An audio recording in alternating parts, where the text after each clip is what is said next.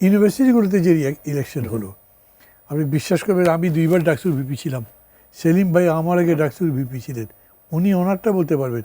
আমি ভোটের আগের দিনও বিশ্বাস করিনি যে ইউনিভার্সিটিতে শিবির জিততে পারে। আমি কোনোভাবেই বিশ্বাস করতাম না যে মেয়েদের হলে তারা জিততে পারে, কারণ আমি জানি যে তারা যে ডগমা বলে সেই ডগমাতে নারী স্বাধীনতা স্বীকৃত হয় না। কিন্তু ওই মেয়েদের কাছ থেকেই দেখা গেল তারা মেয়েদের হলেও জিতলো, ভোট পেল।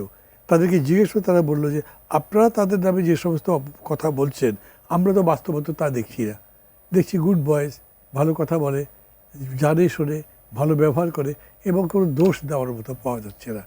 তার মানে হচ্ছে যখন আপনি দেখছেন যে মানে ধরেন কাবা শরীফে কি বিরাট লড়াই হয়েছে না, মূর্তি রাখা চলবে না, এবং এটাই প্রধান লড়াই ছিল তখন। আমরা যেরকম ছোটোবেলা পড়েছি, এখন সেই মূর্তির সামনে বসেই জামাত ইসলাম, যারা ইসলামী শাসন কায়েম করতে চেয়েছে বা এখনও চায় বা চায় না তারা অন্য কথা বলে, সেখানে গিয়ে বসে আছে।